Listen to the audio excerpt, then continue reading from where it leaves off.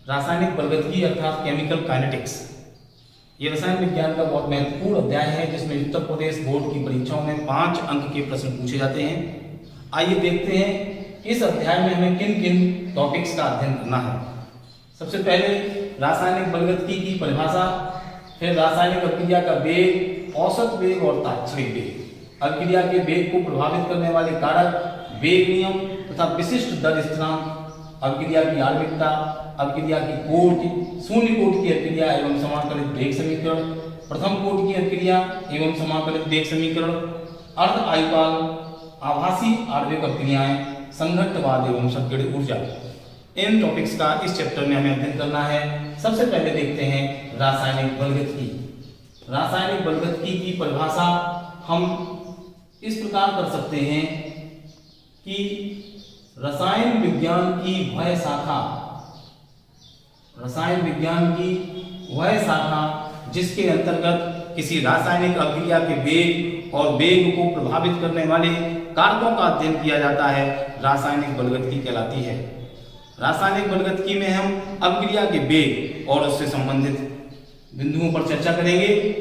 इन अभिक्रिया के वेग को प्रभावित करने वाले कारक मुख्यतः ताप, दाब, सांद्रण, उत्प्रेरक इत्यादि हो सकते हैं। रासायनिक बलगतिकी की परिभाषा आपने समझी कि रासायन विज्ञान की वह शाखा जिसके अंतर्गत अभिक्रिया के वेग और वेग को प्रभावित करने वाले कारकों का अध्ययन किया जाता है। इसलिए सबसे पहले अध्ययन करते हैं कि रासायनिक अभिक्रिया का वेग। कि आखिर रासायनिक अभिक्रिया का वेग क्या होता है। सबसे पहले इसकी परिभाषा कर लेते हैं कि रासायनिक अभिक्रिया की वेग की परिभाषा कैसे की जाएगी। इसकी परिभाषा हम कर सकते हैं कि किसी रासायनिक अभिक्रिया में अभिकारी पदार्थों की सांद्रता परिवर्तन की दर को अभिक्रिया का वेग कहते हैं।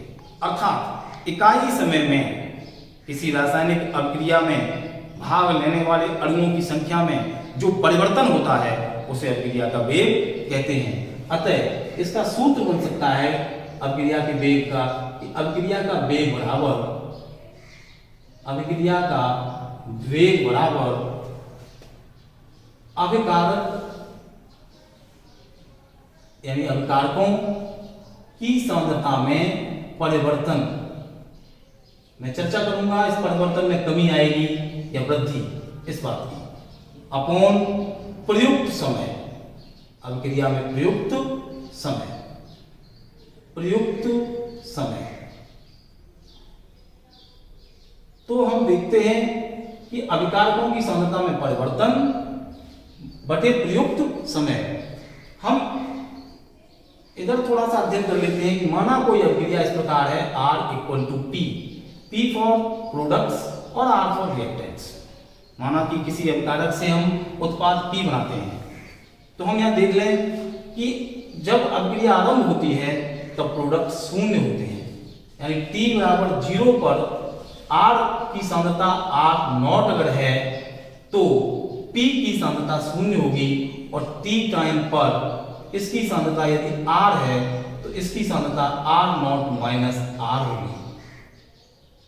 यहाँ बड़े कोष्ठक में R को इसलिए लिखा गया है क्योंकि बड़े कोष्ठक से हम मोलर सांद्रता को प्रकट करते हैं। अर्थात समय 0 पर R है हमारे पास लेकिन प्रोडक्ट नहीं है। तो हमारा यह कहने का आशय है कि अगर हम ऐसे समझें कि प्रारंभ में मेरे पास 10 मोल प्रति लीटर सांद्रता थी तो उस समय प्रोडक्ट हमारे शून्य थे। कुछ पल बाद, कुछ सेकंड्स बाद, यानी T बराबर 2 सेकंड्स लग गए, तो 2 सेकंड्स के बाद अगर हमारी मोलर सांद्रता 8 रह गई तो प्रोडक्ट्स हमारे 2 बन गए होंगे। और 4 सेकंड पर यहां पर अगर 6 रह गए तो ये यहां पर 4 हो गए होंगे। और T बराबर 6 सेकंड पर अगर ये 4 रह गए तो ये 6 हो गए होंगे। और T बराबर 8 सेकंड पर अगर ये 2 मोल प्रति लीटर सांद्रता रह गई तो इनकी 8 हो गई होगी। और T बराबर 10 सेकंड पर अगर ये 0 हो गए हैं तो ये 10 हो गए। इस चार्ट को हमने इसलिए बनाया है मात्र कि आप देख लें कि धीरे धीरे अभिकारक की सांद्रता में कमी आ रही है और उत्पाद की सांद्रता बढ़ रही है। अर्थात अभिकारकों की सांद्रता में सदैव परिवर्तन जो होता है वो कमी के रूप में परिलक्षित होता है, यानी कमी होती है। तो हम लिख सकते थे कि अभिक्रिया का वेग बराबर अभिकारकों की सांद्रता में कमी बटे प्रयुक्त समय। और अगर हम उत्पाद के सापेक्ष लिखें तो इसका मतलब हम यहां लिख सकते हैं कि अभिक्रिया का वेग इक्वल टू अभिकारक की सांद्रता में कमी अपॉन प्रयुक्त समय। क्यों? क्योंकि सदैव अभिकारक की सांद्रता में क्या होती है? कमी। अगर हम उत्पाद के सापेक्ष लिखें तो हम लिखेंगे उत्पादों की सांद्रता में वृद्धि बटे प्रयुक्त समय। ओके, तो अभिक्रिया का वेग दो तरह से प्रकट किया जा सकता है। कैसे कैसे? एक बार प्रकट किया जा सकता है अभिकारकों के सापेक्ष और एक बार प्रकट किया जा सकता है उत्पादों के सापेक्ष। जब हम अभिकारकों के सापेक्ष प्रकट करेंगे तो हम दिखाएंगे कमी, और जब हम उत्पादों के सापेक्ष करेंगे तो सांद्रता में होगी वृद्धि, जैसा कि इस चार्ट से दिख रहा है। अब इस चार्ट से हम और ज्यादा कैलकुलेशन को स्पष्ट करते हैं। कैसे? अभिक्रिया के वेग को अगर हम देखें तो अभिक्रिया के वेग को हम संक्षेप में औसत, अगर हम औसत वेग के बारे में देखते हैं, औसत वेग पे पहुंचते हैं, औसत वेग, तो देखिए कि अभिक्रिया का वेग बराबर अभिकारकों की सांद्रता में परिवर्तन को हम डेल्टा से प्रकट करते हैं। तो अगर हम मान लें कि इस R की सांद्रता जो थी वो प्रारंभ में R0 और बाद में R हो गई है, तो कितनी हो गई? R0 प्रारंभ में थी, बाद में रह गई है R, तो R0 माइनस R अपॉन यहां समय अगर हम मान लें T1 और यहां मान लें T2 तो हम लिखेंगे T2 माइनस T1, जिसको हम लिख सकते हैं delta R upon delta T। अब हम ये देखते हैं कि यहां पर हमारी सांद्रता में कमी आ रही है। अतः जब हम अभिकारकों के सापेक्ष अभिक्रिया का वेग निकालते हैं तो कमी को प्रकट करने के लिए यहाँ माइनस चिन्ह सदैव आता है। कौन सा निशान आता है? नेगेटिव निशान आता है। उसी प्रकार से यदि हम वेग उत्पादों के सापेक्ष निकालें तो हम सीधे अब रख सकते हैं कि प्लस का delta P upon delta T। क्या लिख सकते हैं? प्लस का delta P upon delta T। इस प्रकार स्पष्ट है कि ऋणात्मक निशान हमें सांद्रता में कमी को और धनात्मक निशान हमें सांद्रता में वृद्धि को प्रकट कर रहा है। इस प्रकार हम औसत वेग को समझ सकते हैं। इसके कैलकुलेट करते हैं क्योंकि छोटे से में जल्दी से देखते हैं इसी में कि अगर हम वेग बराबर ज्ञात करें यहाँ सापेक्ष 10 से, तो यहाँ अभिकारक की सांद्रता में इन दो स्टेप्स पे हम देखें तो टाइम लगा 2 सेकेंड और ये हमारा है 10। तो यहीं पे हम देखते हैं 10 और 8 में डिफरेंस है कितने का? 2 का। तो delta R upon delta T, तो डेल्टा R का मतलब हो गया 10 अपॉन 2, माफ कीजिएगा 2 अपॉन 2, 10 माइनस 8, 10 माइनस 8 का मतलब 2, तो आंसर आया -1। उसी स्टेप में हम प्रोडक्ट के सापेक्ष निकालेंगे। इसके सापेक्ष? प्रोडक्ट के सापेक्ष। तो वेग बराबर आएगा माइनस की जगह प्लस और delta P upon delta T। अब बताइए कितना अंतर है यहाँ पर? सांद्रता में कितने की वृद्धि हुई? 2 की। तो हम बना रख देंगे 2 और प्लस निशान अपॉन डेल्टा T का मतलब कितना आया? 2 सेकेंड, क्योंकि यहाँ टाइम लिखा है 2 सेकेंड, यहाँ टाइम था 0, तो 2 सेकेंड लग गए। तो 2/2 बराबर 1। ये प्लस का, यहाँ मान किसका आया? माइनस का। यहाँ मान किसका आया? प्लस का। यानी दोनों के आंकिक मान बराबर आएंगे, अंतर होगा सिर्फ निशान का। किसका अंतर होगा? औसत वेग के बाद हम लोग अध्ययन करते हैं तात्क्षणिक वेग, इंस्टेंट वेलोसिटी। इसकी परिभाषा इस प्रकार की जाती है, किसी निश्चित क्षण पर, किसी विशेष क्षण पर, किसी विशेष समय पर अभिक्रिया के वेग को तात्क्षणिक वेग कहते हैं। किसी निश्चित क्षण पर अभिक्रिया के वेग को तात्क्षणिक वेग कहते हैं।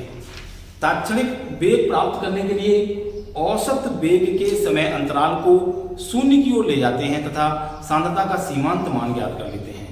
इसका अर्थ हुआ कि अगर कोई अभिक्रिया A मान लें और हम लिखें A इक्वल टू प्रोडक्ट तथा A की सांद्रता परिवर्तन को हम डेल्टा C मान लें, माना सांद्रता परिवर्तन डेल्टा C और समयांतराल डेल्टा T है, तो औसत वेग हमारा क्या हुआ करता था? अगर हम A के सापेक्ष निकालेंगे तो माइनस का, प्रोडक्ट के सापेक्ष निकालेंगे तो प्लस का, तो delta C upon delta T, दोनों संभव है, minus plus delta C upon delta T। इसी से अगर हम तात्क्षणिक वेग बनाएं तो कैसे बनाएंगे ये सीख लेते हैं कि तात्क्षणिक वेग बराबर हम टाइम को 0 तक ले जाएंगे तो एक मैथ में लिमिट यूज की जाती है, उस तरह से लिखेंगे limit delta T tends to 0 delta C upon delta T और ये भी माइनस प्लस के। ठीक, तो ये क्या हो गया?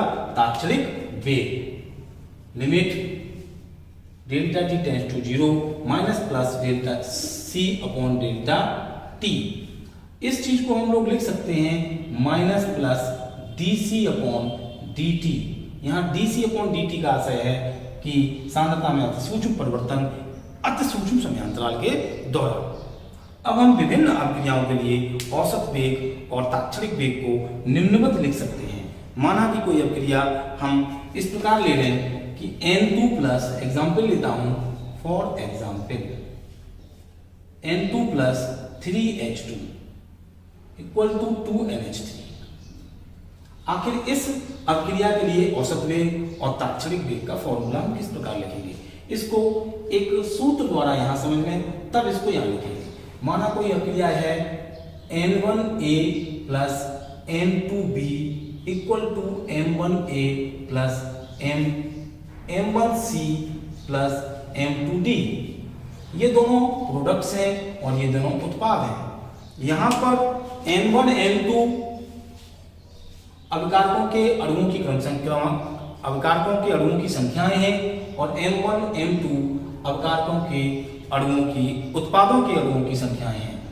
अब हम अगर इनके सापेक्ष निकालें तो इनका महत्व है और उत्पादों के सापेक्ष निकालें तो इन अणुओं की संख्या का महत्व है। सबसे पहले हम देखते हैं रेट ऑफ रिएक्शन यानी अभिक्रिया का वेग, इसको हम R से लिख सकते हैं।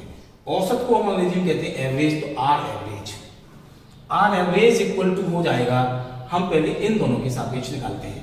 तो एक बात हमें हमेशा याद रखनी है कि अभिक्रिया का वेग किसी एक अभिकारी पदार्थ के सापेक्ष भी ज्ञात किया जा सकता है और वह वेग दूसरे अभिकारी पदार्थ या उत्पाद के वेग के सापेक्ष ज्ञात किए गए वेग के बराबर होता है। तो हम लिखेंगे माइनस डेल्टा A यानी A की सांद्रता, इसकी सांद्रता A की सांद्रता अपॉन डेल्टा T। अब इस N1 का क्या महत्व है? इस N1 का महत्व ये है कि इसको इसी व्यंजक में इस प्रकार समावेशित कर देते हैं, इस प्रकार समावेशित कर देते हैं कि minus 1 upon N1 into delta A upon delta T। इसी प्रकार यदि हम B के सापेक्ष ज्ञात करते हैं तो हम लिखेंगे माइनस 1 अपॉन N2 और delta concentration of V upon delta T। ये भी R एवरेज है। अगर हम प्रोडक्ट के सापेक्ष निकालें तो R एवरेज क्या आएगा? पहले C के सापेक्ष निकालते हैं तो आएगा 1 अपॉन M1 और ये वैल्यू अब आएगी धनात्मक और यहाँ आएगा delta C upon delta T। इसी प्रकार R एवरेज चौथे पदार्थ यानी प्रोडक्ट के रूप में निकाल सकते हैं तो आएगा प्लस का 1 upon M2 into delta D concentration of D upon delta T। ये हमारे थे R एवरेज यानी औसत वेग। इसी प्रकार हम याद कर सकते हैं इंस्टेंट वेग को लिख सकते हैं। बात वही है, आंकिक वैल्यू वही होगी, लेकिन केवल हमारे लिखने का तरीका थोड़ा बदलेगा। तो R इंस्टेंट लिख देंगे इसको। इंस्टेंट का मतलब तात्क्षणिक वेग, ये बराबर हो जाएगा, इस ए के लिए निकालेंगे तो D A concentration upon D T, और यहाँ पर भी हम उसी प्रकार से माइनस लगाकर 1/n1 को समावेशित कर देंगे। अब आप समझ गए होंगे कि हम आर इंस्टेंट बी के सापेक्ष, आर इंस्टेंट सी के सापेक्ष और आर इंस्टेंट डी के सापेक्ष ज्ञात कर सकते हैं। अब जब ये सब एक दूसरे के बराबर हैं तो ये चारों जो ज्ञात होंगे वो भी एक दूसरे के बराबर होंगे, तो अंतिम समीकरण लिख सकते हैं R instant equal to -1/n1 D A upon D T बराबर -1/n2 into D concentration B upon D T, और ये दोनों बराबर होंगे, हम आगे लिखे नहीं वो लिख रहे हैं, प्लस 1/m1 डी सी की कंसंट्रेशन अपॉन डी टी बराबर 1/m2 concentration D upon D T. यानी ये चारों वैल्यू आपस में कैसी होती हैं, बराबर हो सकती हैं। इसी तरह से हम इस अभिक्रिया के लिए हम एवरेज वेलोसिटी और इंस्टेंट वेलोसिटी लिख सकते हैं। देखिए कैसे लिखते हैं कि आर एवरेज बराबर क्या, कि यहाँ नाइट्रोजन के सापेक्ष सबसे पहले तो माइनस, चूंकि एक ही अणु है अतः डेल्टा नाइट्रोजन की सांद्रता में परिवर्तन मतलब delta T, it's will be equal to, ये बराबर होगा किनके 1/3 माइनस के 1/3 और concentration H2 delta H2 upon delta T, और ये बराबर होगा इस 2 को कंसीडर कर लो और प्लस लगा दो 1/2 और कंसंट्रेशन NH3 की परिवर्तन बदले डेल्टा T। इस प्रकार हम किसी भी अभिक्रिया के लिए आर एवरेज और आर इंस्टेंट लिख सकते हैं। इस प्रकार हमारे दो टॉपिक पूरे होते हैं, औसत वेग और तात्क्षणिक वेग। हमने सीखा औसत वेग कैसे ज्ञात कर सकते हैं और तात्क्षणिक वेग कैसे ज्ञात कर सकते हैं। अब हम लोग देखेंगे कि अभिक्रिया के वेग को प्रभावित करने वाले कारक, अभिक्रिया के वेग को प्रभावित करने वाले कारक, जिसमें पहला है सांद्रता। पदार्थों की सांद्रता अभिक्रिया के वेग को किस प्रकार प्रभावित कर सकती है। हम जानते हैं वेग, संक्षेप में लिखता हूं मैं, वेग को प्रभावित करने वाले कारक, ये टॉपिक है, प्रभावित करने वाले कारक।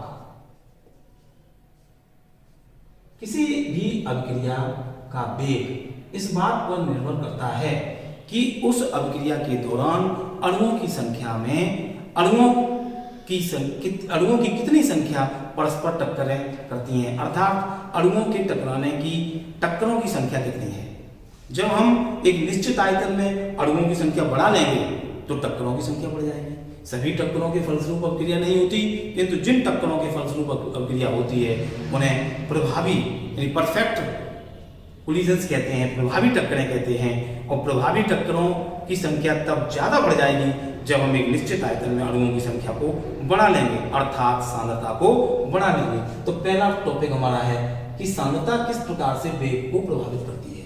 तो इसमें हम समझ लें, थ्योरेटिकल है कि किसी भी अभिक्रिया का वेग इस बात पर निर्भर करता है कि उसके एक निश्चित आयतन में अणुओं की संख्या कितनी है, यानी सांद्रता कितनी है। जब हम किसी गैस के लिए अगर देखें तो एक निश्चित आयतन में यदि हम गैस की मात्रा बढ़ा देंगे, सांद्रता बढ़ा देंगे तो उसकी अणुओं की संख्या बढ़ जाएगी, और अणुओं की संख्या बढ़ जाने के कारण उनकी टक्करों की संख्या बढ़ जाएगी, और जब प्रभावी टक्करें बढ़ जाएंगी तो अभिक्रिया तेजी से होगी, और अभिक्रिया तेजी से होगी तो अभिक्रिया का वेग बढ़ जाएगा। तो हम संक्षेप में एक फॉर्मूला बना के लिख सकते हैं कि अभिक्रिया का वेग, बड़ी सरलता से समझ लो, इससे आपको बिल्कुल क्लियर हो जाएगा कि अभिक्रिया का वेग प्रोपोर्शनल टू द होता है अभिकारकों की यानी पदार्थों की सांद्रता, प्रोपोर्शनल टू अभिकारकों की सांद्रता। जब हम अभिकारक की सांद्रता बढ़ाएंगे तो अभिक्रिया का वेग भी बढ़ेगा। दूसरा टॉपिक, दूसरा बिंदु है हमारा ताप का प्रभाव, यानी ताप क्या प्रभाव डालेगा। ताप बढ़ाने से भी अभिक्रिया का वेग बढ़ता है। 10 डिग्री सेल्सियस तक ताप बढ़ाने से अभिक्रिया का वेग दुगना तक हो जाता है। क्यों? क्योंकि ताप बढ़ाने से टक्करों की संख्या बढ़ती है। दूसरी बात, ताप बढ़ाने से अभिक्रिया की इकाई आयतन में सांद्रता बढ़ जाती है, जिससे कि ताप के प्रभाव से अभिक्रिया का वेग बढ़ता है। तो हम यहां भी लिख देंगे कि अभिक्रिया का वेग,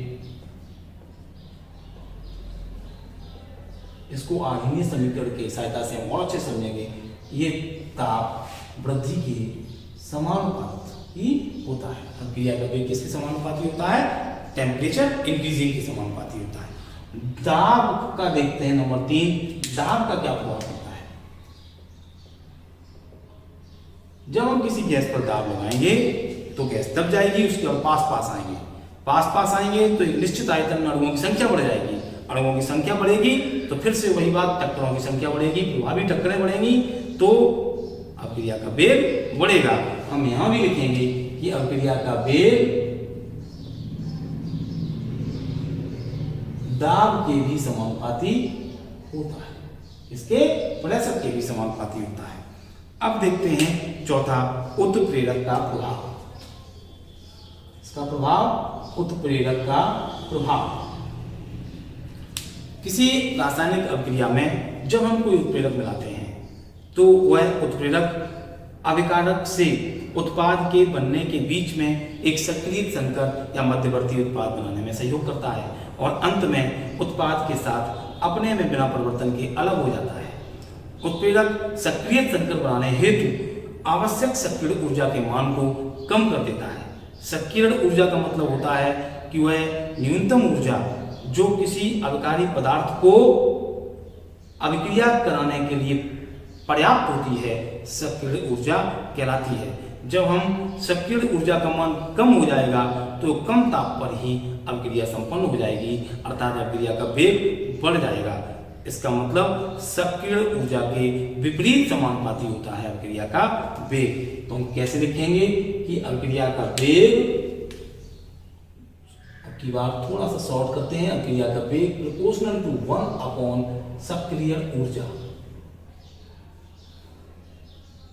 1 अपॉन सक्रिय ऊर्जा, यानी सक्रिय ऊर्जा में जब कमी आएगी तो अभिक्रिया का वेग बढ़ेगा।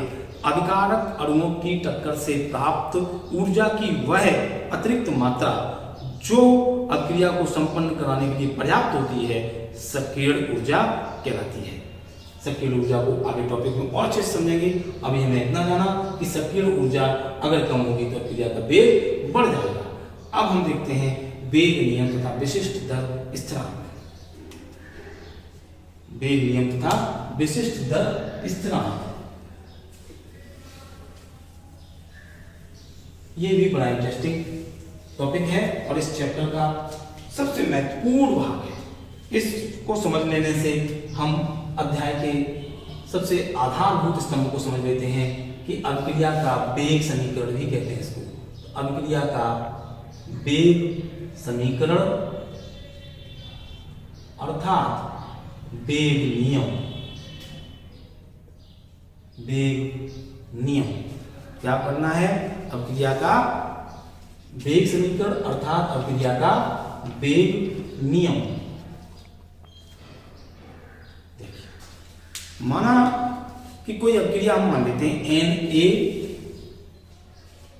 Plus Nb equal to product, एक अभिक्रिया, और ये मान के चल रहे हैं हमें इसके लिए वेलोसिटी रूल लिखना है, वेग नियम लिखना है, रेट लॉ लिखना है।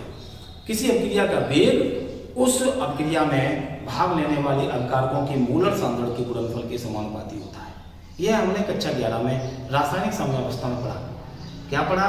द्रव्य अनुपाती क्रिया के नियम के अनुसार किसी रासायनिक अभिक्रिया की दर यानी रासायनिक अभिक्रिया का वेग उस अभिक्रिया में भाग लेने वाले अभिकारी पदार्थों की सांद्रताओं के गुणनफल के समानुपाती होता है। तो हम क्या लिख सकते हैं कि अभिक्रिया का वेग, आप कीजिएगा ब्लैक पेन से लिखते हैं, अच्छा लगेगा। अभिक्रिया का वेग द्रव्य अनुपाती क्रिया के नियम के अनुसार, हमारे पास कितने पदार्थ हैं? 2 अभिकारक, एक A और एक B, तो ये प्रोपोर्शनल टू होता है। इसको अंग्रेजी में लिख सकते हैं rate of reaction, rate of reaction, ये प्रोपोर्शनल टू द होता है किसके, ए की सांद्रता के और बी की सांद्रता के गुणनफल के। तो concentration of A and concentration of B इसके मल्टीप्लाई के बराबर होता है। इस पे पावर लगानी पड़ेगी इन अणुओं की संख्या की, तो इस पे पावर n और इस पे पावर m।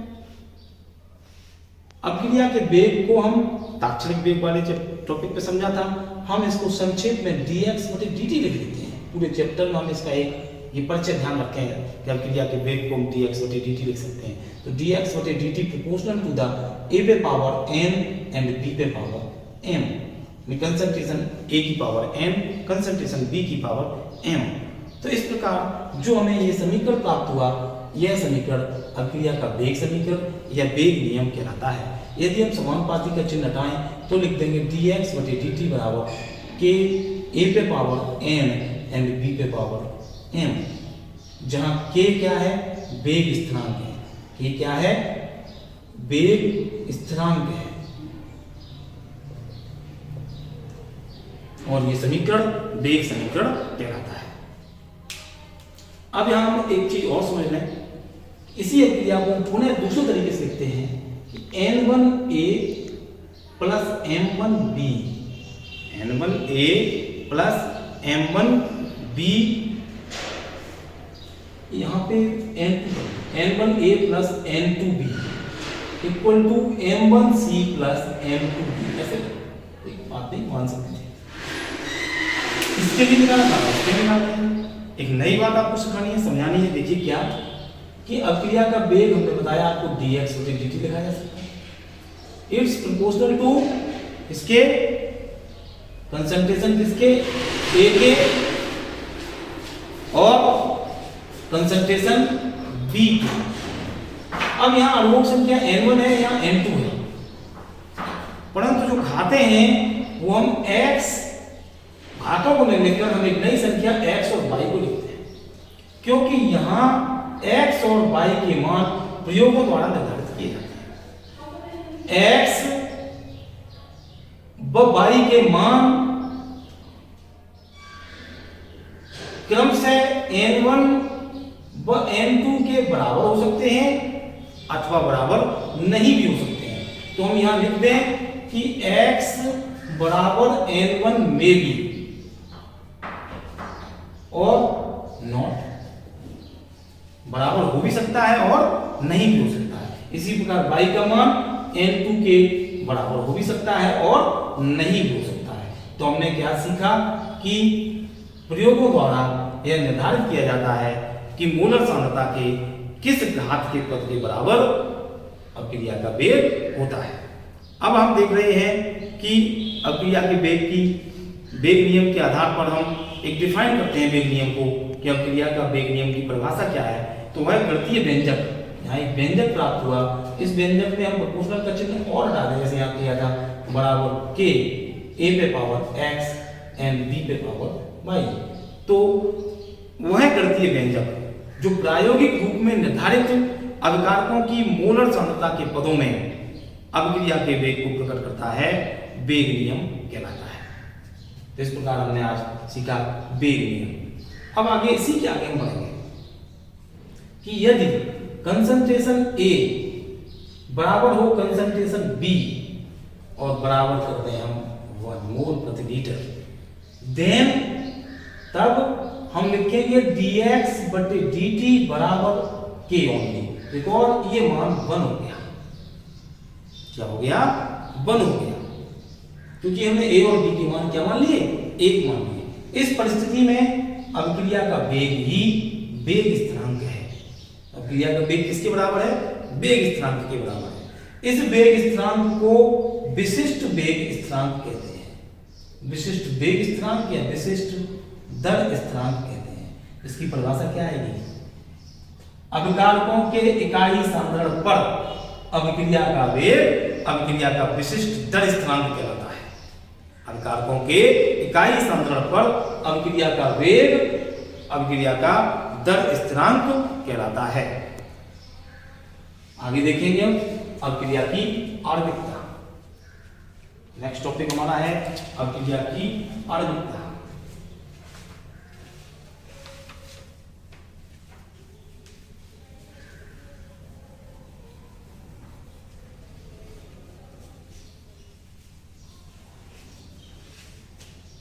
अपक्रिया की आणविकता बहुत इंपॉर्टेंट टॉपिक है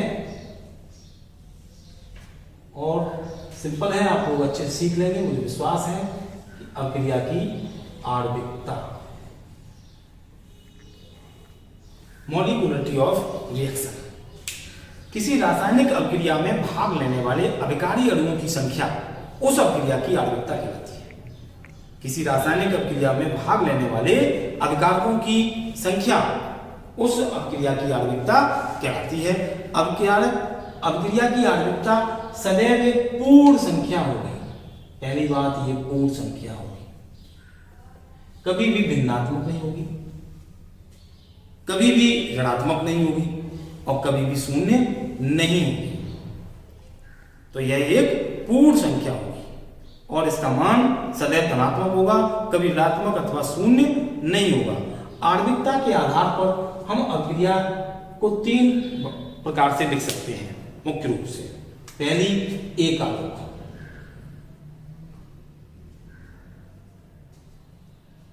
यूनिमॉलिक्यूलर, तो एक आलोक अपक्रिया है। इसका क्या मतलब है? ऐसी अपक्रिया जिसमें केवल एक अभिकारक का भाग लेता है एक आलोक अपक्रिया कहलाती है। इसकी आणविकता सदैव 1 होती है। एग्जाम्पल देते हैं, जैसे H2O2 equal to H2O equal to H2O plus half O2, तो इसकी आणविकता कितनी हुई? 1। कितनी हुई? 1। दूसरी रिएक्शन ले लेते हैं कि PCl5 ले लो, PCl3 प्लस Cl, यहां भी एक ही भाग ले रहा है, इसलिए इसकी आणविकता भी 1 है।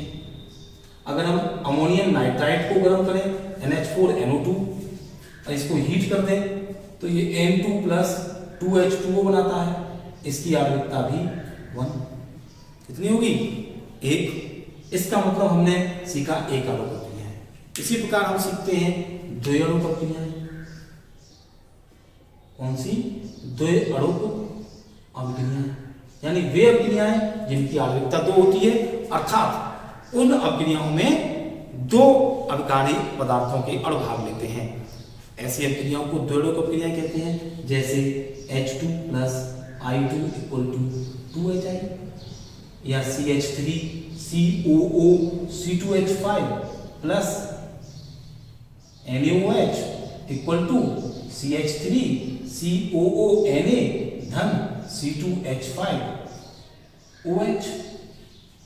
इसे कहते हैं एस्टर का क्षारीय जल अपघटन।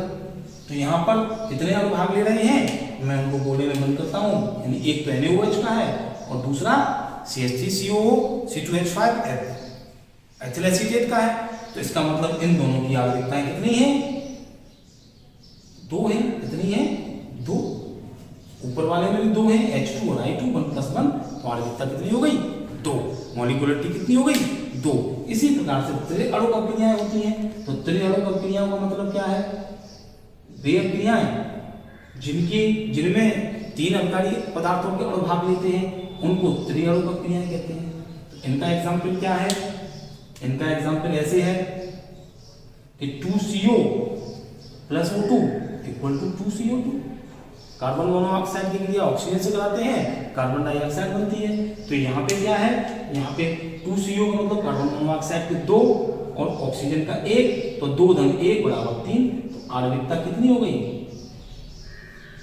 आणविकता हो गई 3। कितनी हो गई? 3। इस प्रकार हमने सीखा अपक्रिया की आणविकता। इसमें सबसे महत्वपूर्ण बात, ये 0 नहीं हो सकती, ये नेगेटिव नहीं हो सकती, हमेशा पॉजिटिव होगी और एक पूर्ण संख्या होगी, ये कभी भिन्नात्मक नहीं हो सकती। अब देखते हैं हम अगला टॉपिक, अपक्रिया की कोटि। अपक्रिया की कोटि को हम अपक्रिया के वेग नियम से ज्ञात करते हैं। अपक्रिया की कोटि को हम अपक्रिया के वेग नियम से ज्ञात करते हैं। तो अपक्रिया की कोटि,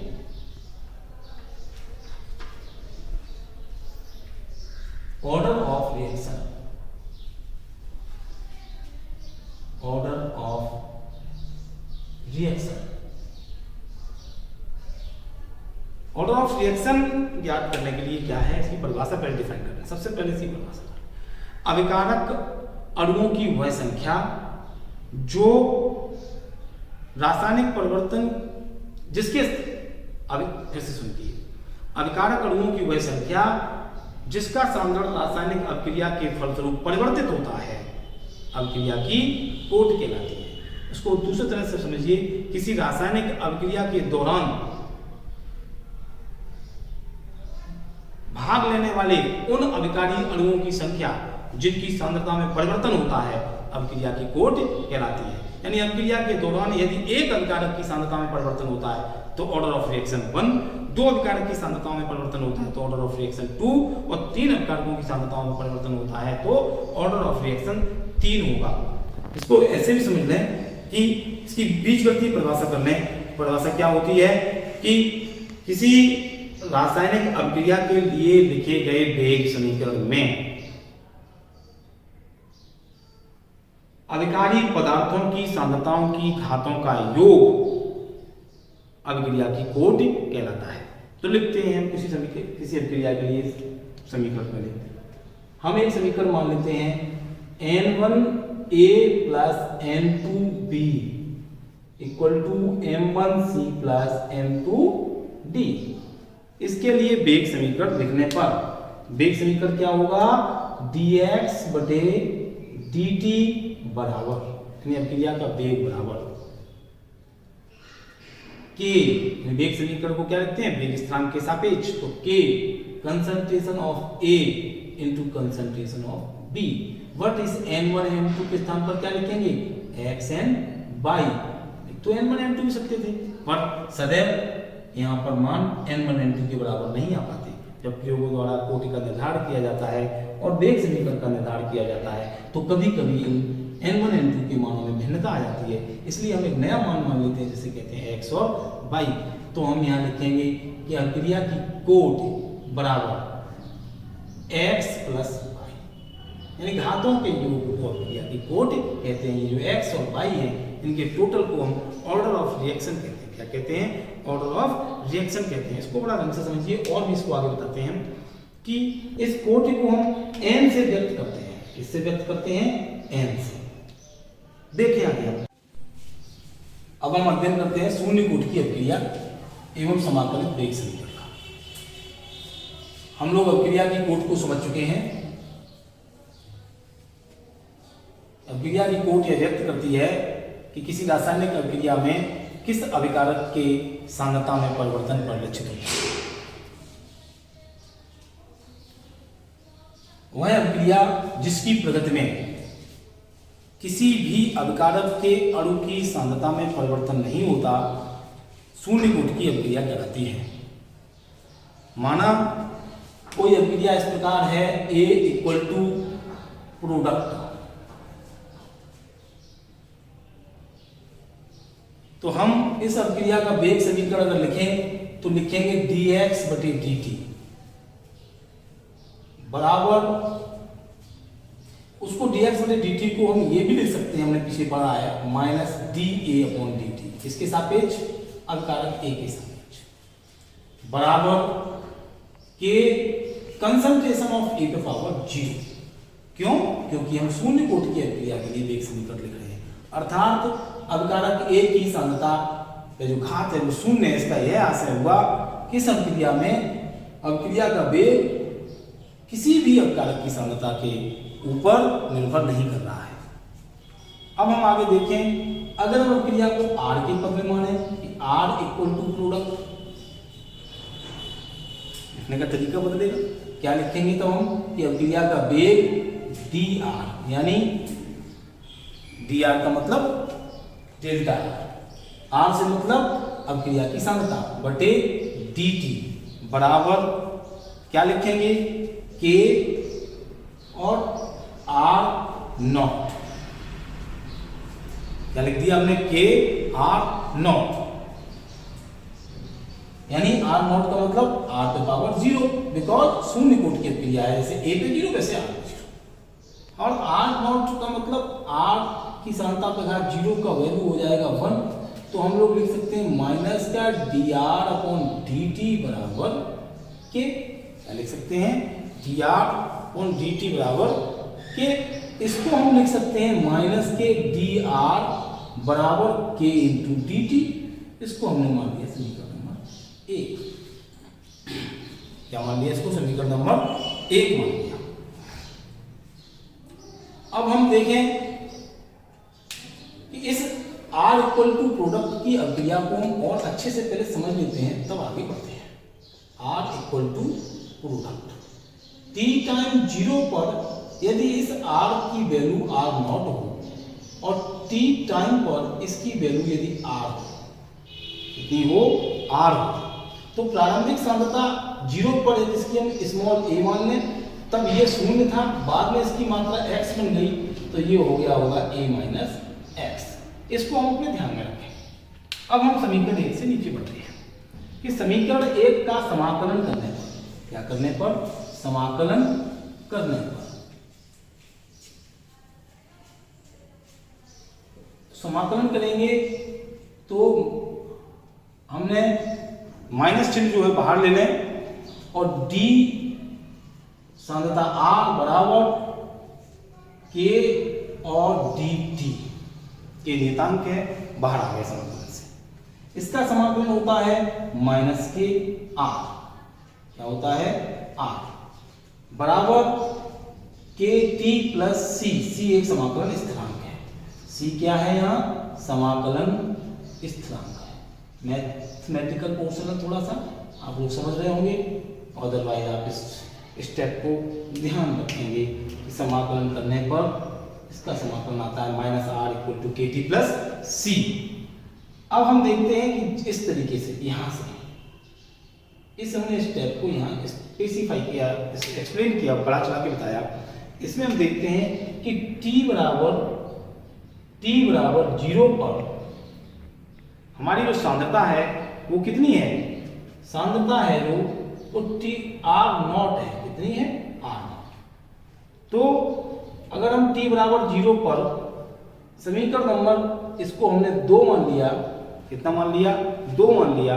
इस 2 नंबर के समीकरण में यदि हम इस वैल्यू r0 को और टाइम t को रख दें तो कैसे करेंगे कि माइनस का r बराबर t बराबर 0 पर k इंटू 0 यानी t का मान 0 प्लस c और r के स्थान पे हमने रख दिया r नॉट। क्या रख दिया? r नॉट रख दिया। तो इसका मतलब r नॉट की वैल्यू जो है वो c के बराबर हो गई। ये k इंटू 0 हो गया 0।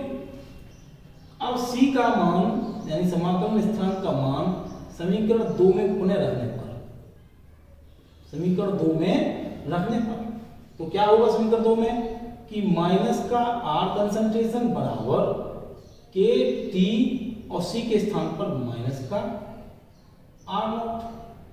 ये उधर चला जाएगा तो हो जाएगा r not minus concentration r बराबर k t।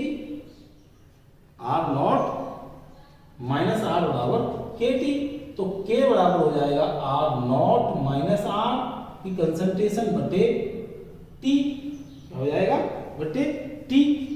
अब हम देखते हैं कि इस वैल्यू को हम इससे बनाएंगे r naught equal to a, तो हमने रख दिया a, r की वैल्यू a माइनस एक्स, तो a minus X upon t और ये दैट इज k, तो k बराबर a से कट जाएगा, x पॉजिटिव हो जाएगा तो x अपॉन t, यानी शून्य कोटि की अभिक्रिया के लिए वेग स्थिरांक का मान k बराबर xt आता है, x अपॉन t आ जाता है। इसे हम ध्यान में रखेंगे। इस प्रकार हमारा समाकलन वेग समीकरण पूरा हुआ। अब हम देखते हैं नेक्स्ट टॉपिक, प्रथम कोटि की अभिक्रिया एवं उसके लिए समाकलन वेग समीकरण। प्रथम कोटि की अभिक्रिया, प्रथम कोटि की अभिक्रिया एवं उसके लिए समाकलित वेग समीकरण। देखिए प्रथम कोटि की अभिक्रिया का मतलब हुआ कि अभिक्रिया की कोटि 1 है। अभिक्रिया की कोटि कितनी है? 1 है। कितनी है? अभिक्रिया की कोटि 1 है। कैसे? अगर हम देखें कि R इक्वल टू प्रोडक्ट, क्या लिखें? R equal to product. इसके लिए भी हम पहले ही समझ लें कि t बराबर 0 पर इसको हमने लिख दिया R नॉट और t टाइम पर इसको लिख दिया हमने R। इसकी वैल्यू प्रारंभ में a, तब ये 0 और इसकी वैल्यू बाद में a माइनस एक्स और तब ये बन गया x। ये हमने पहले लिखा।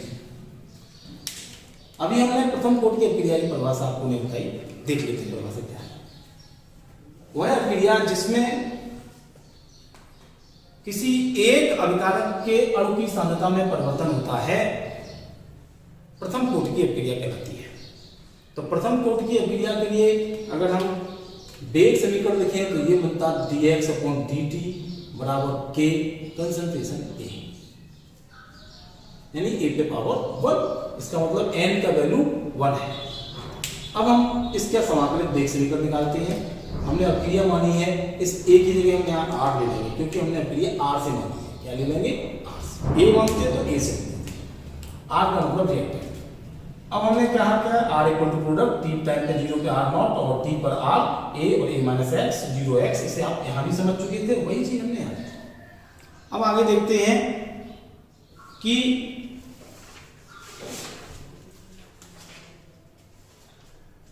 वेग समीकरण dx बटे dt यानी अभिक्रिया का वेग लिखें हम कि अभिक्रिया का वेग। क्या लिखें? अभिक्रिया का वेग लिखें तो क्या लिखेंगे? d माइनस का रहेगा जैसा उसमें ना था, ये आप देखिए ये चीज सेम लिखेंगे, माइनस dr/dt बराबर k। वहां लिखा था r की सांद्रता पे घात 0, यहां लिखेंगे हम r की सांद्रता पे घात 1, क्योंकि प्रथम कोटि की अभिक्रिया 1 की कोई वैल्यू नहीं होती तो हमने 1 लिख करके हटा दिया, समझाने के लिए बताया था। अब हम आगे देखते हैं, इसको हम स्टेप को सेम एक तरफ है तो r इधर ले लें, कंसंट्रेशन r और k इंटू dt। समीकरण अभी नहीं करें, हाँ एक हो गया। अब इस समीकरण का समाकलन करने पर क्या करते हैं? समाकलन, तो ये माइनस बाहर आ गया, dr/, कंसंट्रेशन r बराबर k और इंटीग्रेशन dt। इसका समाकलन जब किया जाता है तो यहां आ जाता है माइनस ln, क्या आ जाता है? माइनस का ln और ln r, क्या आ जाता है? ln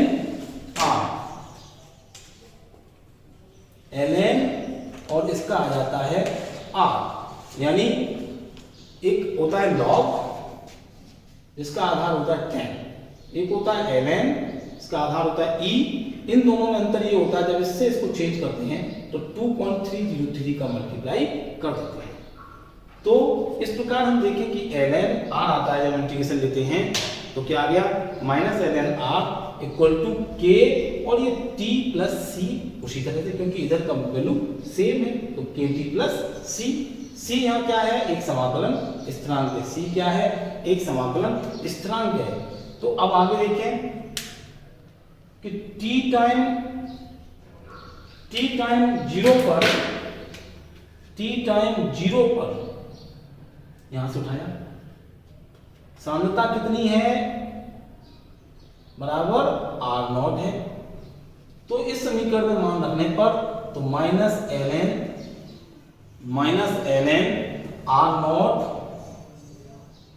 r0 equal to k into 0 plus c। तो c की वैल्यू आ गई minus ln r0 equal to c। इसको समीकरण हमने 2 माना था, ये c की वैल्यू समीकरण 2 में रखते हैं। किसमें रखते हैं? इस c की वैल्यू समीकरण 2 में रख दें तो आ जाएगा minus ln concentration r equal to kt और ये minus ln r0, minus ln r0। तो यहां से ये ln उधर ले गए तो आ गया ln r0 minus ln concentration r equal to kt।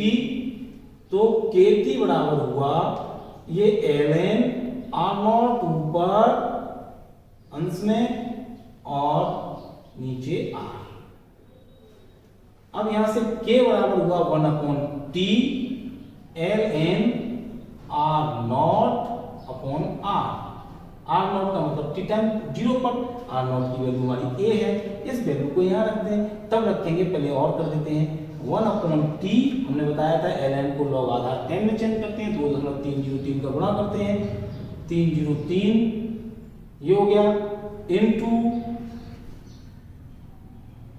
log आधार 10 R naught upon concentration R, इसको लिख सकते हैं 2.303 बटे टी लॉग आधार 10 और आर की वैल्यू यहां से उठा के रख दी ए और आर नॉट की और इसकी ए माइनस एक्स, तो ए अपॉन ए माइनस एक्स, ये हमारा प्रथम कोटि की अभिक्रिया के लिए समाकलित वेग समीकरण वेग स्थिरांक का मान आता है।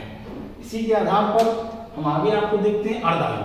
अर्धायु वह समय है जिसमें किसी पदार्थ की प्रारंभिक मात्रा आधी रह जाती है, उसे हम अर्ध आयु कहते हैं। क्या कहते हैं? अर्ध आयु कहते हैं।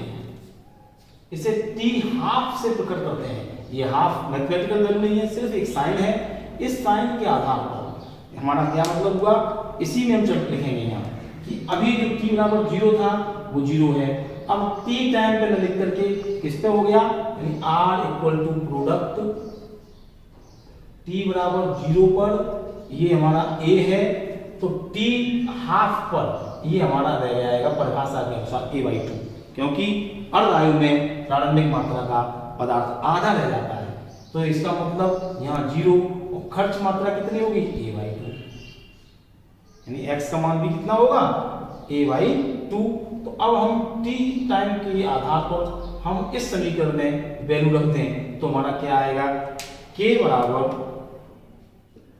2.303 बटे टी हाफ, टी के स्थान पर टी हाफ बड़ा इनटू लॉग आधार 10, ए के स्थान पर तो ए ही रहेगा, दैट इज, लेकिन a माइनस एक्स, तो a माइनस एक्स की वैल्यू में क्या रख दी a/2, क्या रख दी a/2, ये a से कट जाता है, लॉग 2 रह जाता है, तो 2.303 टी हाफ और लॉग आधार 10 2, इसकी वैल्यू लॉग आधार 10 की रखने के बाद k बराबर आता है मल्टीप्लाई करके 6932 अपॉन टी हाफ। ये हमारे न्यूमेरिकल्स लगाने के लिए बहुत महत्वपूर्ण है। That's all. अब हम देखते हैं आभासी एकालोक प्रक्रियाएं या छद्म एकालोक प्रक्रियाएं, अंग्रेजी में कहते हैं स्यूडो मॉलिक्यूलर रिएक्शंस। ये ऐसी प्रक्रियाएं हैं जो देखने में किसी और कोट की महसूस होती हैं, परंतु इनकी कोट प्रयोगों द्वारा दूसरी निर्धारित होती है, अर्थात इनकी आणविकता और कोट में अंतर होता है। ऐसी प्रक्रियाओं को आभासी एकालोक प्रक्रियाएं कहते हैं। इनके उदाहरण कौन से हैं? CH3COO-C2H5 प्लस H2O, यानी एस्टरों का जल अपघटन अगर हम बनाएं तो बनता है CH3 COOH प्लस C2H5OH।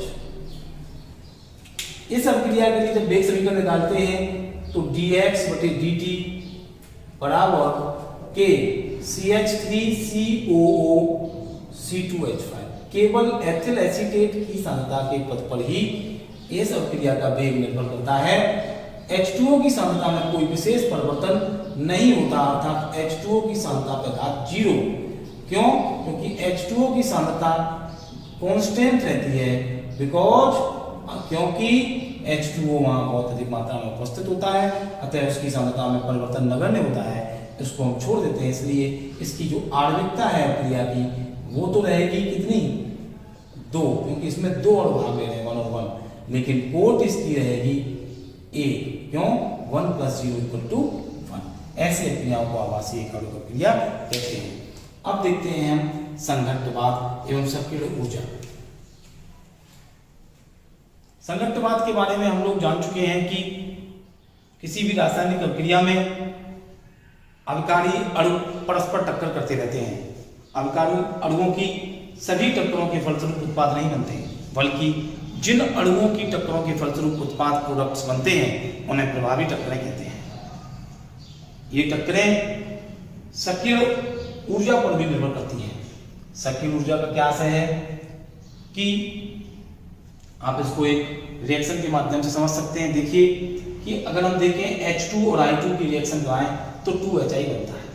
अब इसको समझ लें कि बनता कैसे है, स्टेप क्या है इसके। सबसे पहले हमने H2 को बॉन्डिंग के अकॉर्डिंग लिखा, H single bond H plus I single bond I।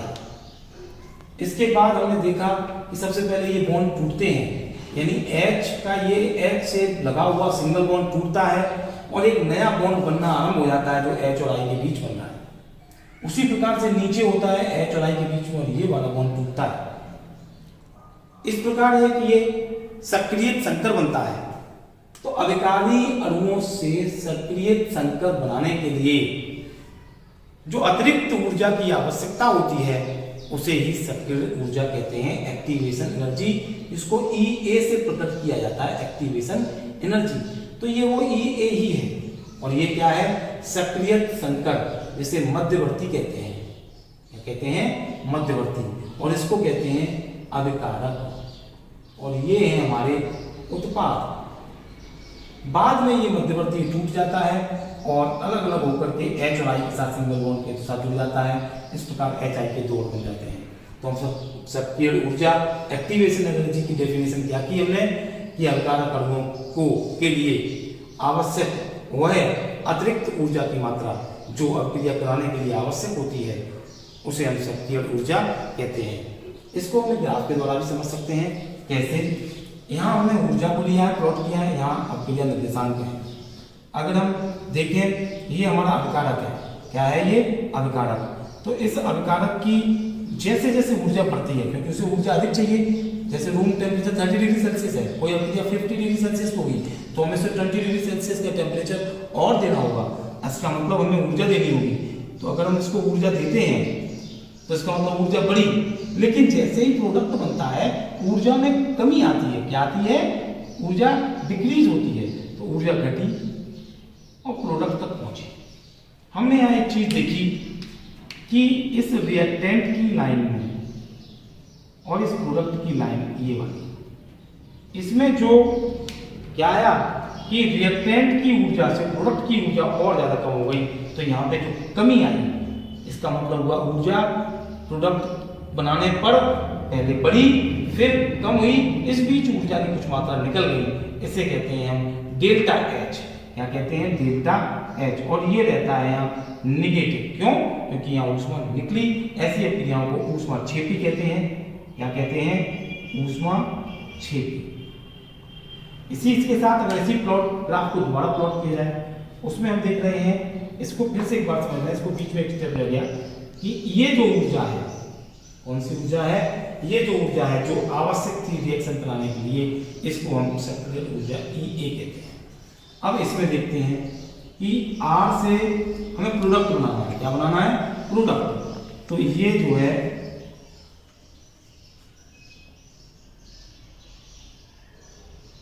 यहाँ, तो इस समय ऊर्जा प्राप्त हुई, प्रोडक्ट की ऊर्जा रिएक्टेंट से अधिक रही। इस समय ऊर्जा कैसी हुई, अवशोषित हुई।